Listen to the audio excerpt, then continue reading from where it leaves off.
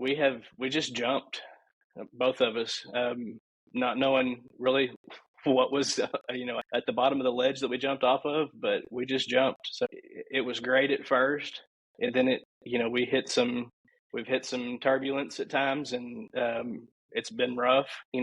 Having your own business is it's a character builder, or it's a character revealer. Maybe there's probably nothing better for personal growth than owning your own business. You find out a lot about yourself with owning your own business. But it's been good. God has been faithful through all of it. Hi, I'm Bryan Jernigan, husband, father, a Squarespace web designer, social media coordinator at Jubilee Church in Van Buren, and I can't wait to tell you my faithful story. Let's start with, like, did you grow up in a Christian home or you came to faith another way? Like, how did you come to faith? Okay, gotcha. Yeah, I grew up in a Christian home. I was raised in the Southern Baptist Church. So I guess I'm kind of like second generation, maybe somewhat part of, like, my dad's dad was a Southern Baptist preacher. So my dad was a preacher's kid. And so, he grew up in church all the time. Whenever I was growing up, when I was young, we were there Sunday night, Wednesday night, Sunday nights. And so I grew up in church. I was saved whenever I was 12 at a revival at my church, baptized the following Sunday. I can remember a lot of the feeling of it. I knew that the Lord was pulling at me. And it was like I talked to my wife, she's very extroverted. She's very like doing something like being on a podcast is second nature to her. Like, she lives for that kind of thing. I would rather be on the other side of the camera. And so I don't want to go in front of a room and talk. I don't want to do that type of thing. So even the whole, the altar call of coming up front and everybody watching you walk up front and whatever, like, I was battling that big time. I knew that the Lord was calling me, like, Bryan, you need to do this. You need to, the Lord was calling me, and I kept just putting it off. And this is probably over several months' time. At this revival, like, it was just, I guess it just got to the point where it was like, okay, like, this is not going away, and I know I need to do this. I know that that this is the step that I need to take. I know the Lord's calling me. Just go. Just step out into the aisle and walk to the front. Like, it's the whole profess, with your mouth. Like, you've gotta, you have to say it. You can't confess with your mouth. You can't keep it to yourself. It's a profession of faith. So, I mean, you have to go, and you have to, you can't hide it. So that was, like I said, I got baptized the following week. That whole public thing of baptism, and things were good. I was young. Whenever I got a little bit older and became so my parents at that point were divorced, and they'd got divorced a couple years prior before that. I think so. I was 12 when I got saved. I was 10 when they got divorced, and so I lived with my mom most of the time. Went to dad's on every other weekend. And Do you mind if we get into that a little bit? Sure. I only mention it because the last 3 podcasts, yeah, it's been coming up a lot. So I was just curious because you said your dad was a pastor's kid, right? He's a PK. Mm-hmm. How did that affect your faith when your parents got divorced? Well, I don't know that it necessarily affected my faith when they got divorced. It probably did actually have an effect on my faith on down the road. Like, once you're in it, once you're living the life of, my parents are divorced. My parents don't live together anymore. I have 2 separate households that I go to. Now I don't have a dad in the house. I don't have another male role model around all the time for me to see that type of thing. So I think, and just maybe even to hold me accountable of, like, hey, you need to be in church. I don't know how that would have affected me. That's something that I don't know that every kid who's the product of a split household thinks about, like, how would things have been different if my parents had still been together? Probably a pretty normal thing to think about. But yeah, I don't know. I'm not sure how that would have affected if I would have,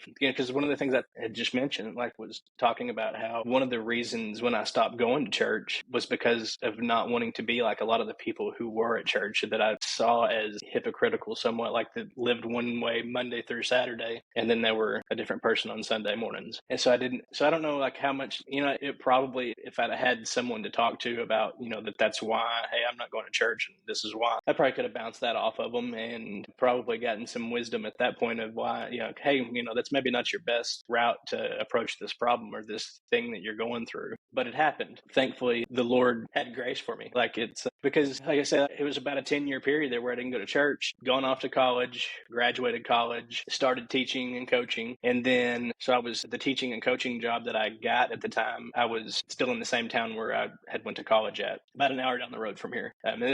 Here's home for me. This is where I grew up at.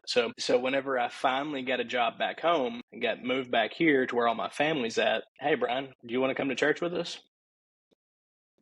Okay. Yeah, I'll go to church. And man, from that, so much has happened. I met my wife at church, and none of this stuff, like, I wouldn't even be talking to you right now if not for that. Go back to, I think it was in it's like August. No, it was at the end of July in 2000. I met my wife. We both thought someone had tried to set us up. My older brother's wife, my sister-in-law, had set us up. And I'm thinking we have an 11-year age gap between the two of us. And so at that time, right now, I'm about to turn 44 and she's 32. So it's 11 in a little bit of a few months. But whenever say we would have been 33 and 21 at the time, it's a lot different than 44 and 32. And so I was like, there's no way this is going to work. And then we went through that for about 6 months. You and your wife have a lot of great stories. So I'm going to cut you off because I want to go a little bit deeper on what made you want to go back to church, right? Like, compelled you. And then two, like, what is the thing you were working out with the age gap? Because that's a very interesting story right there.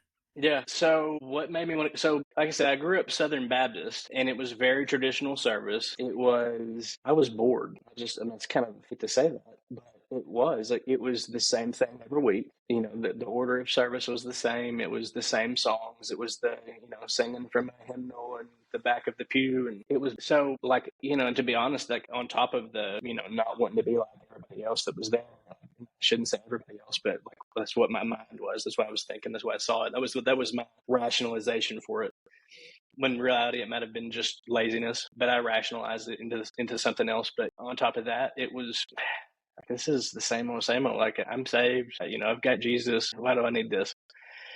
But then when they invited me to church, it was a non-denominational church. It was more of like, the praise and worship was completely different. The message was different. It was no longer you have to get dressed up to go to church. It was a come as you are. It was a lot of the seeker friendly stuff, and it was seeker friendly. It was friendly to what I was, and it pulled me back in. And so, I think that was a lot of it. I found faith. I found all this stuff. It became interesting again. There was a different aspect, a different way of looking at it as an adult, because like, the 10-year gap had gone from I'm a kid to now I'm an adult. There's a different perspective there at that point, of how you look at things. So that was a lot of it. So going back to, I meet my wife, she's 21, I'm 33. I'm 33 years old and still single, never been married. And that's because I very easily found something wrong with everyone that I dated. And I think a lot of that goes back to having parents that were divorced. So and not just divorced once, both of my parents at this point now have been through multiple divorces. And so, and just seeing that's what I saw. That was the example that I saw of marriage. And it was all just like how marriage doesn't work. And it's like, man, I don't want to go through that myself. I sure don't want to have kids and then put them through that. And I was immature. I wasn't ready for marriage. And I think I knew that deep down. If I get married now and I'm not ready for it, then I'm not going to be a very good husband.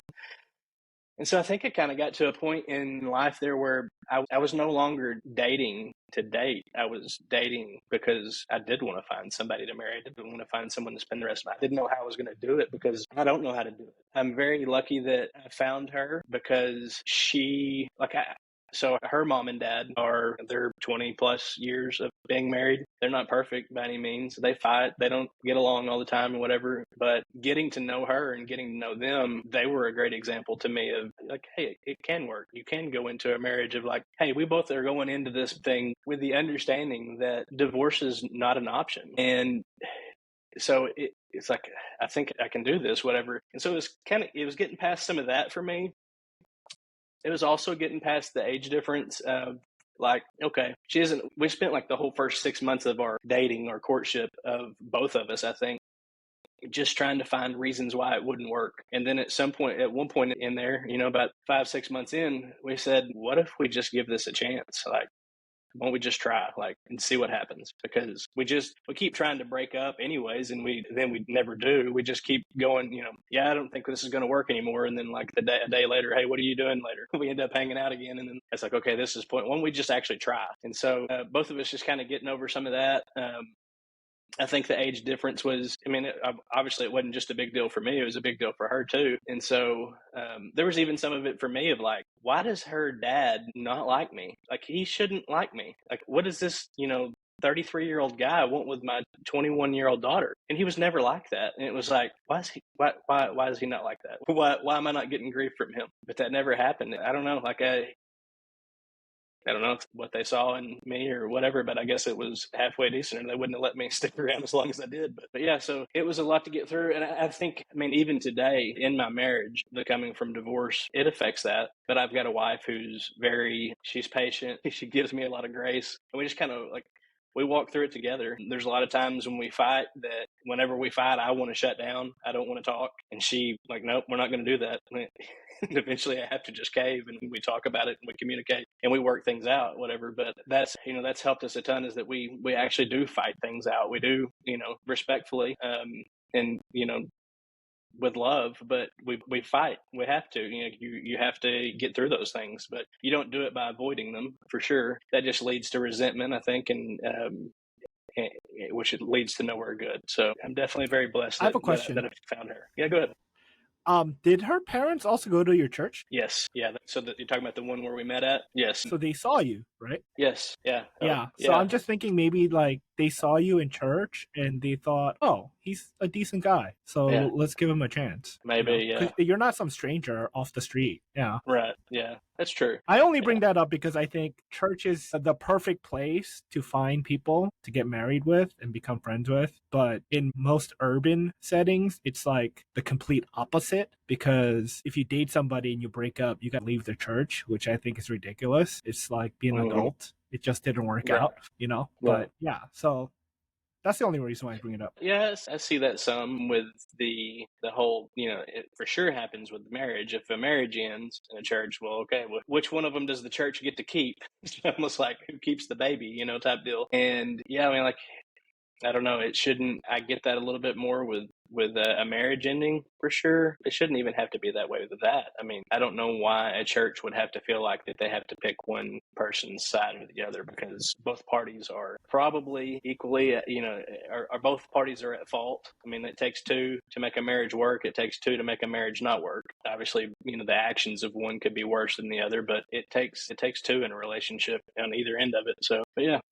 So you said you knew a little bit of building websites? Like, how did you get into that, and what did you learn? And like, where are you in that process? Like, do you feel like you're a pro now, or you're like, oh no, I'm still like figuring stuff out? Okay. So probably the biggest thing here recently for us has been back in April of 2023. So just this last year, I resigned my job. I had been a basketball coach and teacher for the previous 19 years. And the year before, I had started getting this feeling like that I needed to get out of the coaching aspect. I have a wife and three daughters, and they're all young now. They're 6, 4, and 2.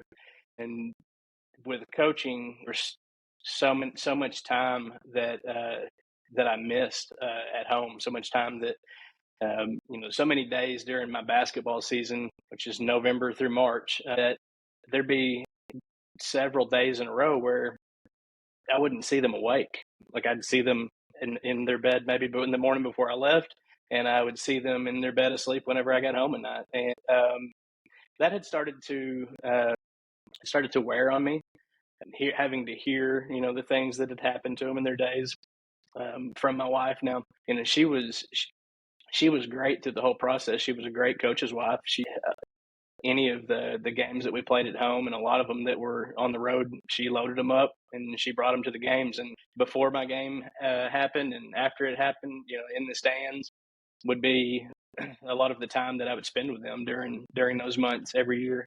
And it just got to where that wasn't enough.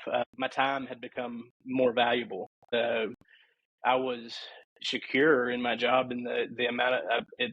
I made a good salary. The job was pretty secure in that, we're going to always going to need teachers and coaches. And I didn't have to worry about that aspect of it a whole lot. I was an assistant coach at the high school level. And so there's not a lot of, you hear a lot of the stories in coaching and stuff where coaches get fired, and, they have to go find a new job from winning and losing. And that wasn't really at the high school level, and being an assistant, I didn't have to worry about that a whole lot. That didn't happen.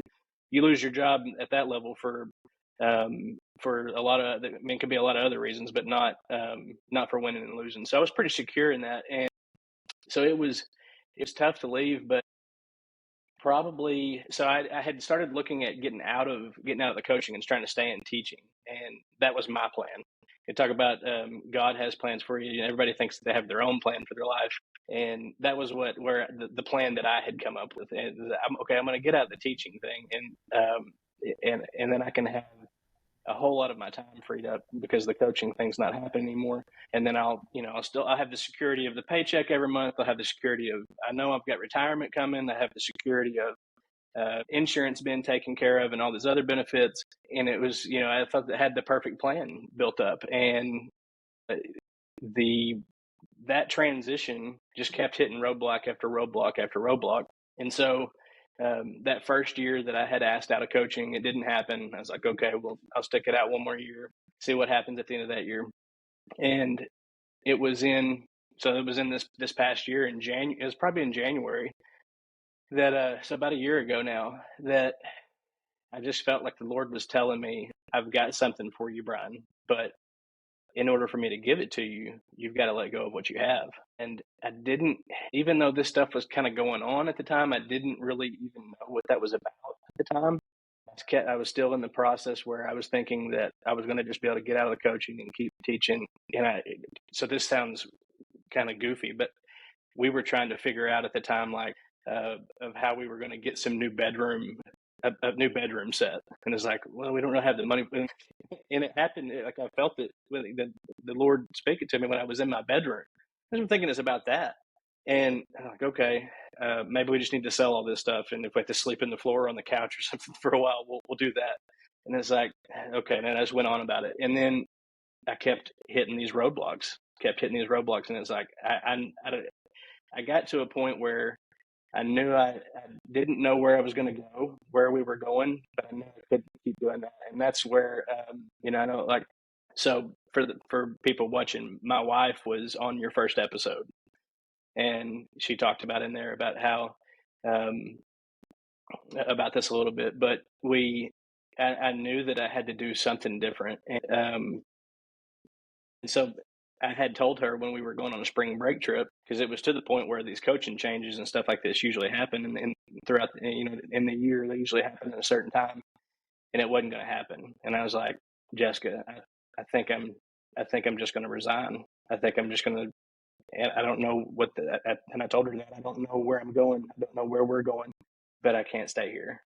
We have to do something different.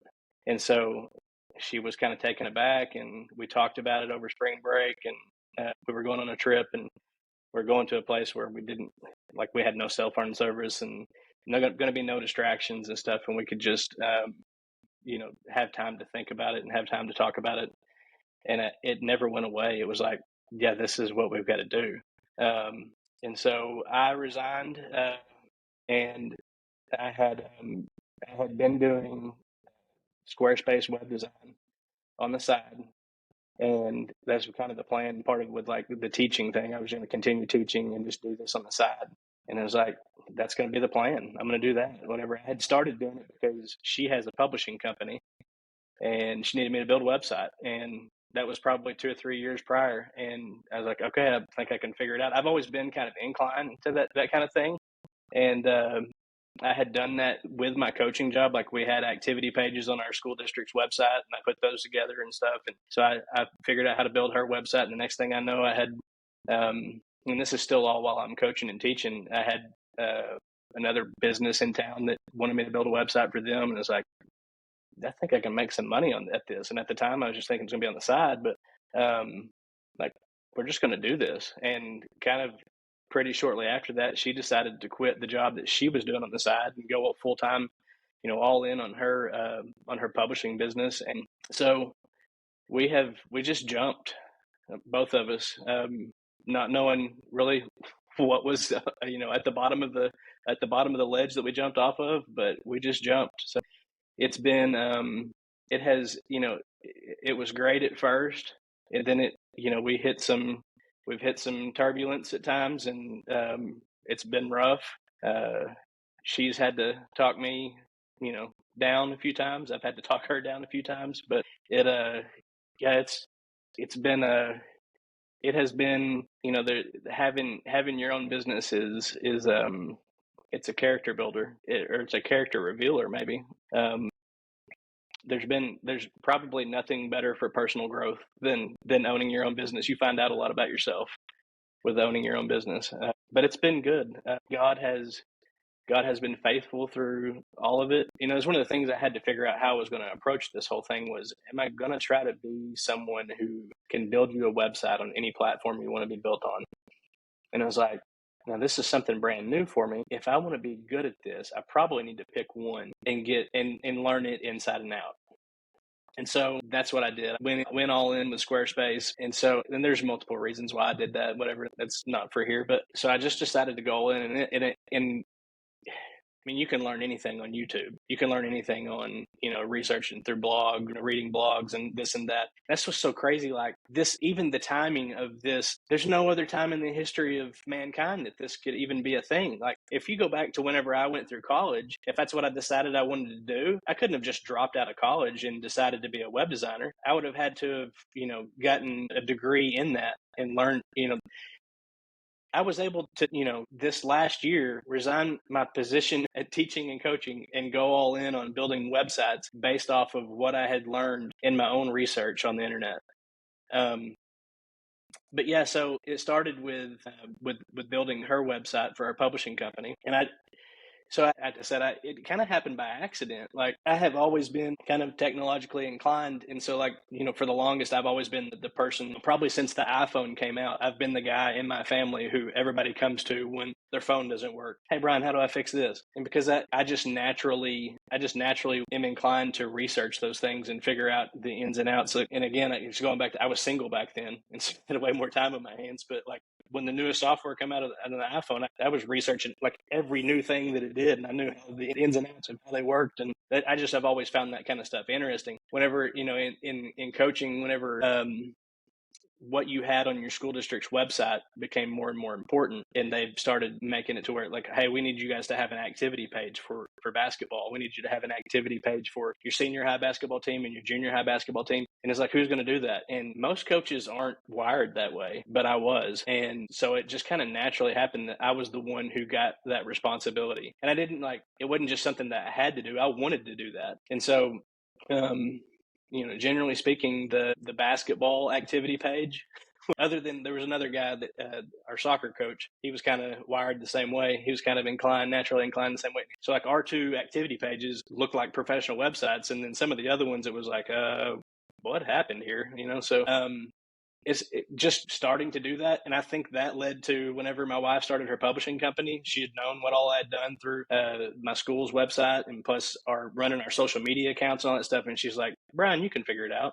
We should do some research and figure it out. And so in that, we have a friend who is a graphic designer, and he had previously also done web design, and he just kind of got out of the web design part of it because he didn't like it as much, and he was making enough money just doing graphic design. And so I talked to him a little bit about the process and what are some resources where I can find stuff out, whatever this. And so it was a learning it by doing it.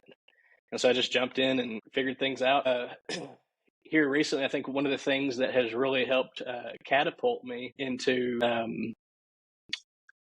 really being able to just in the business aspect of it, of being able to make a little bit more money at doing this. And this was kind of I really feel like a God thing too. Like at the beginning of the summer, after I had resigned, I was like, I'm going to have to kind of invest in myself a little bit here and do some sort of further education here in this area so that I can, if I'm going to take myself serious and expect other people to take me serious as a web designer, I need to be able to do this the right way. And so I started looking at different things. I was in Squarespace communities on Facebook, and everything kept coming around to this guy named Sam Crawford. Like, oh, he's about to start a course, so you should look into that, whatever. And so I went to his website and signed up for his newsletter. And long story short, I ended up getting in on his course for, I think I paid $500 for it. And it has been unbelievable. Like the way he has everything laid out, there was 70 something video lessons in there about how you do everything from your customer management software to,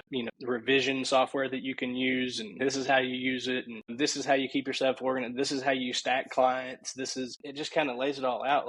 You do this and you're going to be successful. And then all about treating clients the right way. And a lot of that's going to go a long ways into getting them to come back or word of mouth, them spread the word that you're doing it and you do a good job. And you're going to get more business from that. But yeah, I got in on it at $5, and I think he's charging $30 for it now. I got in at just the right time because it's one of those things. Like if this all had happened a year later, I probably wouldn't have done it because I don't know, man, I can't afford this, whatever. But and he's been great. He's helped me out personally a few times whenever I had problems with websites and hey man, just give me the login to it, whatever, and I'll just write some code for you.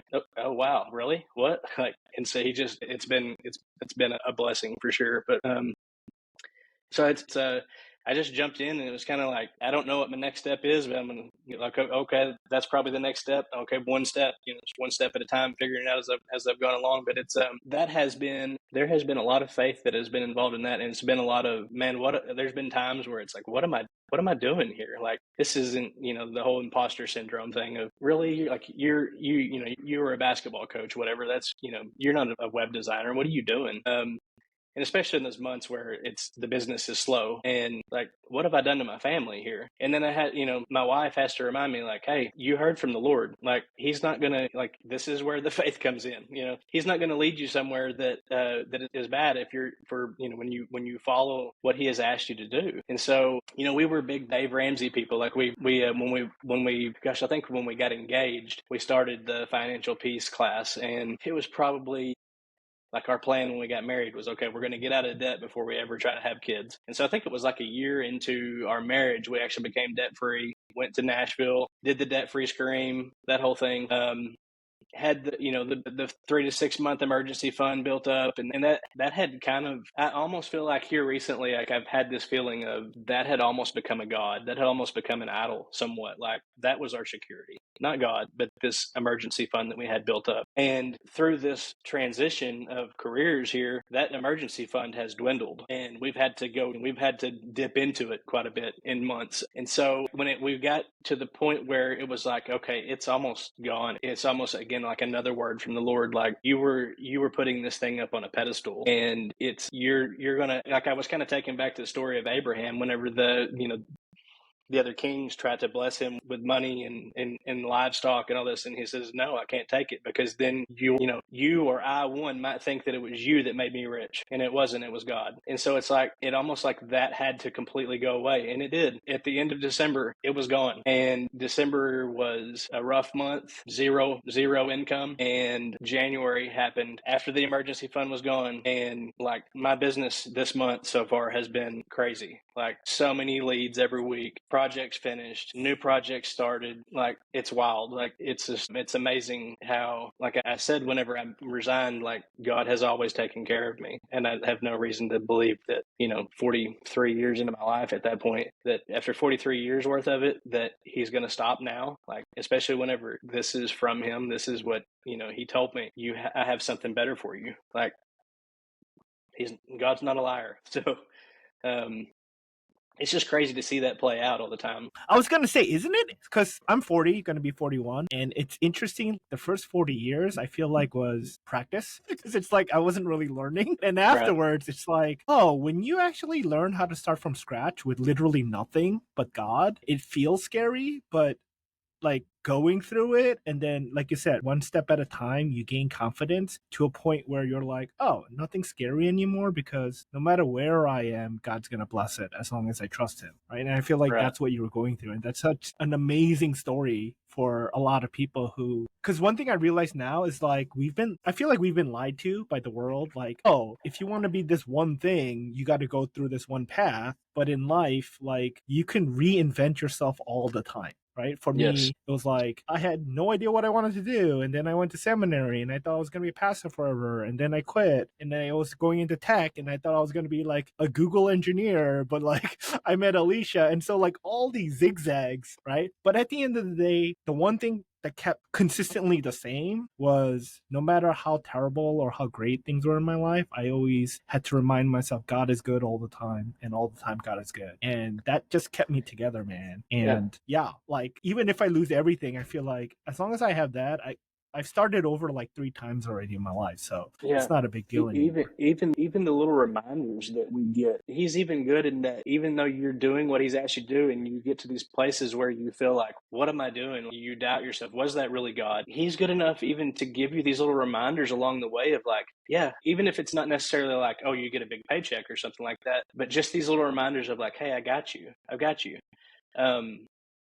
I'm reminded of, so at our church, we just recently, this school year, started a private school. It's kindergarten through 5th grade right now. And so they're going through some of this because, they're having to trust that donors are going to happen. They're having to trust that they're going to be able to make payroll.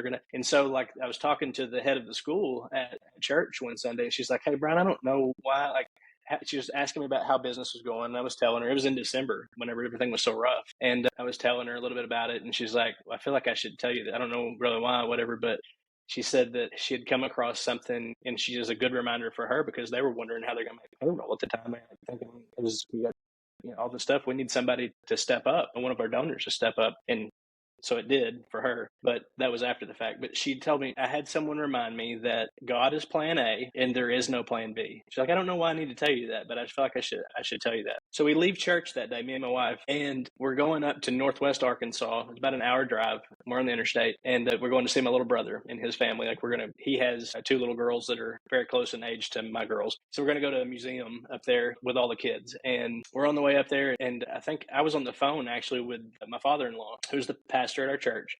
And I can't remember what I was talking, something about, probably the sermon or something, because I'm handling the YouTube channel for the church and stuff. Anyways, my wife goes, Brian, look, you're not going to believe this. And I look up, car in front of us, shoe polish on the back glass of the vehicle. It says, God is plan A. There is no plan B. Like, what in the world? Like I'm even thinking to the point of like, are all these other cars around us, are they even seeing that? Is it just being shown to me and my wife? Why would anybody put that on the back glass of their car? Like, how often do you see that? It's like, oh my gosh, you got to be kidding me. But just little reminders, like that didn't do anything for us financially or anything, but it strengthened our faith. It's a reminder that God is good. It's a reminder that God's got you. And so just little things like that all the time. When we're trying to decide if we were going to actually even make this jump, we go to prayer at our church we have prayer on Monday nights, and it was at the very end of it. And I think my father-in-law had asked if anybody had a word for anybody. And my brother-in-law, who he leads worship, and he'd been up there, he's playing the keyboard.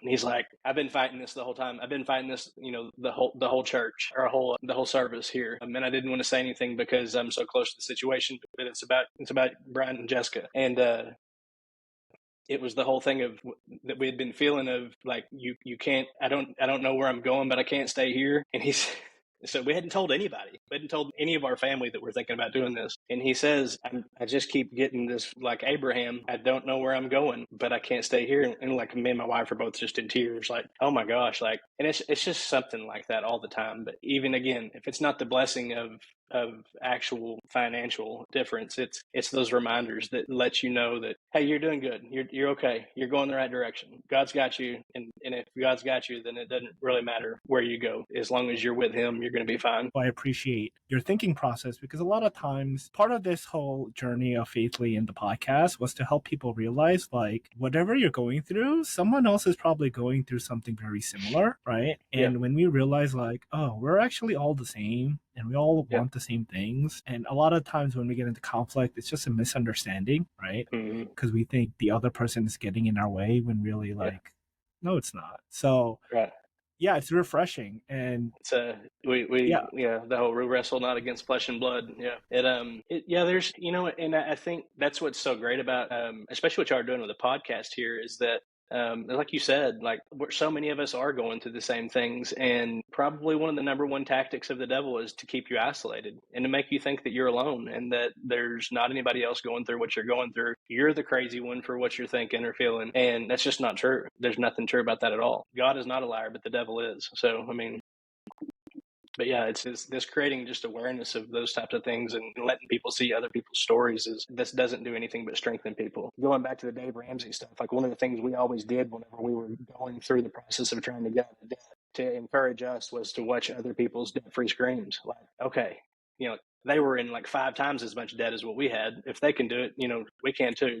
It's just hearing those things. It helps. It does. I have one ignorant question to ask, and then I have some fun questions to ask. Okay. Have you ever lived outside of Arkansas? I moved away, and it was a 10-year gap. So I moved to Russellville, Arkansas, which is like an hour down the road one way. And I was there for 9 of those years. And then part of that being college and part of that being my first teaching and coaching job. And then I moved an hour up the road from here, the opposite direction, to Siloam Springs. And I was there for 1 year and then back home to Alma. So yeah, everything has always pulled me back here. And then I lived in Northeast Arkansas until I was 4 years old. My family moved to where we're at now when I was 4. So we lived over there from 1980 to 1980. So everything that I can remember for the most part has been here, other than that 10-year gap. The reason why I ask is I realize, depending on where you are and where you grow up, you think that's like the world, right? And so, like, a lot of urban cities, like, I grew up in New York, like, I'm a New Yorker. I thought every city was like New York City, and I realized no other city is like New York City,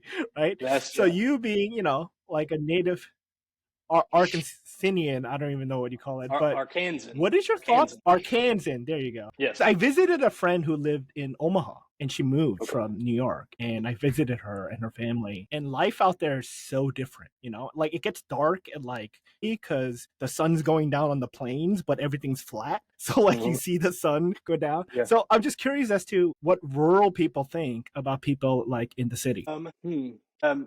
So Omaha, I've been there. Awesome town. Loved Omaha. But it feels familiar though. It is somewhat like here. Now it's bigger. It's a way bigger city than what I'm even from. This where I live is 5,000 people. That's the population within the city limits. In Arkansas, so our biggest city is Little Rock, but it's 5,000 people. So, I mean, you're thinking of that as a small town. That's a drop in the bucket to New York City. And so, I've visited Chicago, Dallas, Atlanta, some of these places, and it would be completely different. It's a completely different way of living. And then, like, listen to when my wife was on this, she talked about having to have a car. She's talking about the story about giving her car away, whatever. And like, I've got to have a car. There's no public transportation. You have to have a car to get around from one place to the other. I guess now it's kind of changed a little bit with that you can get an Uber or something like that, but you're probably going to be waiting a while. It's probably going to be a good 30, 45 minutes before, for any Uber to come to where I'm at.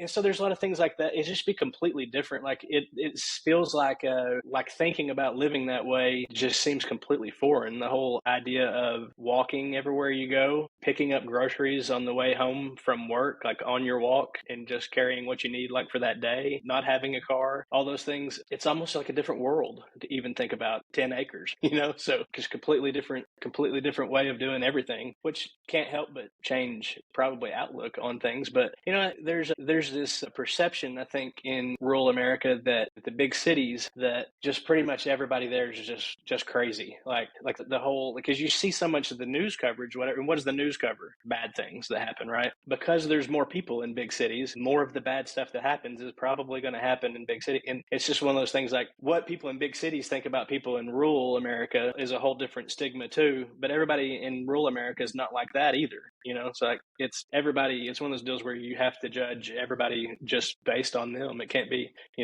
but the stigma that goes with it. Like, I have shoes on right now. I live in Arkansas, but I do wear shoes. Even in my house, I have shoes on. So it's you can't trust a lot of the stereotypes for sure. They're generally based in something, but probably far from true still. So thanks. Yeah, I just wanted to give perspective to people because I'm talking to people all over, and I'm just fascinated that and I think we need to be a lot more humble about different perspectives because we don't know until we live their life, and that's what I'm learning more of. Like the beauty of being a Christian is you can be wildly different on everything, right? But when we start talking about faith and how good Jesus is, it's it breaks every heart of a Christian, and I just find that beautiful that we only need that one common ground.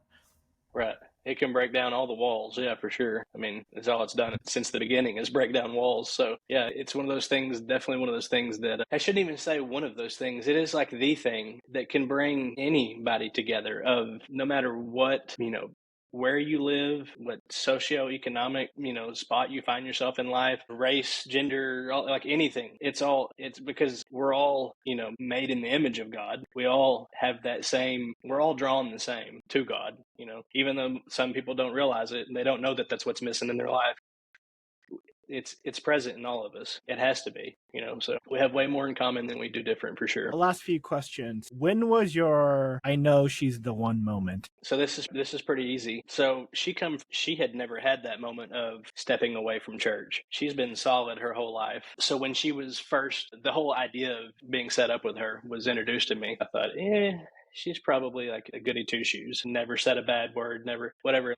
If she even knew half of the stuff that I've done, like, she's going to be gone. And so when we got serious, enough to the point where I was like, okay, like it's getting there for me. Like, I don't want to do this anymore. If when she knows everything about me, she's going to just leave. I'm not going to do that to myself. I'm not going to do that to her. I'm not going to do that to myself. And I don't want to put anybody through that. And so I was like, I'm just going to spill it to her. And this is probably a couple, 3 months into once we decided to actually give it a chance. And I just laid it all out for her. And I didn't know what she would do. And she was just like, okay, thanks for telling me. Like, because it's one of those things, like, you don't want, it's like when you do something bad, you're probably better off if you go tell your parents yourself than them finding out from somebody else. Like, I didn't want that to ever be a deal where it came up. Like, we go ahead and get married, and then 3 years down the road, she finds some stuff out about me and is like, why didn't you tell me that? Like, that's obviously going to create trust issues, and now we got big problems. And so I just laid it out to her, and she didn't run for the hills. And so it was like, man, if she can give me that kind of grace and still be okay with it. And like, she knew that I wasn't the same person at that point. And so, like, thanks for telling me. I'm glad you told me that. Now I don't have to find out from somebody else if it ever does come up for whatever reason. And that was freeing to know that, man, I can tell her anything then. I can absolutely tell her anything. I don't have to be anything but myself. Man, like, yeah, that was it. I found her. I love that story, and I hate you because I'm so jealous. I'm editing that out, so don't worry. How would you like to be remembered? How would you like to be remembered by your daughters? Oh, wow. You're going to try to make me cry, aren't you? How would I like to be remembered by? Man, just someone who, it's tough. Man, I want them to know that I love them. I want them to know that I love their mother. I hope that they know that I would do anything within my power for them. It reminds me, like, my father-in-law always tells a story about whenever he got stuck on the side of the road. He was with somebody, and this person that he was with didn't have the greatest relationship with his dad. And they're way on down the road somewhere. They were going on a trip, and he calls his dad to come help him out. And this guy's like, why do you call your dad for? And he's like, because I know he's going to come. I know he'll be here. I'm in trouble, and my dad's going to show up. And this guy just couldn't get that. And it's like one of those things where, like, yeah, everybody doesn't have a dad like that. I was lucky that even though my parents were divorced, my dad is that way. I know, like, I could be 10 hours away, and if I called him and said I'm stuck on the side of the road and I don't know what I'm going to do, then he'd take off and he'd find a way to get there to be able to help me out. And like, I want that for my kids. I want them to know that I've always got their back. But I hope that they would think of me as someone who led them well. I think that me and my wife I hope we are doing a good job of showing them that, what a relationship with Jesus looks like, and that, that he loves them even more than we do. That's hard to admit sometimes as a parent. Like, man, like, we dedicate our children in church, whatever, and it's like, man, you give them over. Like, there's nothing like being a parent of making you realize that you really don't have any control. Like, you have no control over things. Like, there's only so much you can do to protect them, and then you have to. Becoming a dad and starting my own business, there's been nothing that has ever in my life stretched me in my faith in so many ways as those two things. But I hope that they think that I led them well, and that they just understand exactly how much that I love them. And they probably won't get that until they have their own kids, because you can't until you have your own children. It's hard to comprehend. Thank you. What are you hoping for at Faithly? So, man, I really think what y'all are doing is, obviously, it's, y'all kind of market yourselves as the LinkedIn for ministry type deal, right? And that's such a great concept, because churches, I think, can be isolating at times. Of, you don't go outside of the walls of this church for help with anything, or how do you deal with a certain problem? Like, you have to talk to other people in your church. Like, we're all on the same team. I think one of the things that we do in this world that probably does upset the Lord the most is the division in the church. We're all part of the church, right? And the church is not even buildings, it's the body, it's Jesus's followers. We're all supposed to be on the same team, and churches get caught up in competition so much. I know, like, especially in small towns, probably, not probably, the number one way that a church grows is from the decline of another church. It shouldn't be that way. But it's just a way to, like, and with what I'm doing specifically, like, with my web design, like, and it hadn't come through Faithfully yet, but I think I'm on my third. So I just got a contract for my third church for building a website for them. And I don't go to church there, but I want to build a website that's going to help their church. And so, like, but then also, like, so the stuff that I do through social media, through our YouTube channel for the church and things like that, being able to reach out to other people that do those similar things at their church. Like, what do y'all do? Like, your church's YouTube channel is successful. What's been kind of the secret? What's helped y'all the most, that type of thing. But just y'all having a platform that connects people from different churches together to be able to discuss those things that would have never happened otherwise, especially whenever you're talking about, I can be speaking to somebody that's at a church in New York City all the way down here in Arkansas. So that obviously would never happen. And so that's just, that's a great resource, a great tool to have, and just hoping to use it for those reasons. And then how can we be praying for you and your family? Oh, probably. So the number one thing would be just that we have direction, continued, hearing the Lord. What does God say about this next step? What does those type of things? And, like, those, just the reminders and stuff that we have, and to have your ears tuned into the Lord to be able to hear those things. Because I don't, you guys don't have to pray for him to speak to us. He's always speaking to us, but maybe more so for us to be able to hear him. So just for direction, and for continued, like, being able to hear the Lord, and, just, protection from anything outside. There's the devil's trying to tear the family down all the time. It's the number one, the nuclear family is probably the best form of governance that the world's ever seen. And so if we could tear that apart, then, so just protection over our family and protection over our marriage, that type of thing would be great. We can always never take too many people praying for us for those things. Thanks, Bryan. Yeah. This was great. And, man, I want to visit you and your family. Yeah, anytime, man. Anytime. Just come on down to Arkansas. You catch a flight to Fort Smith, and we go see U.S. Marshals Museum, and then you come stay at the house with us.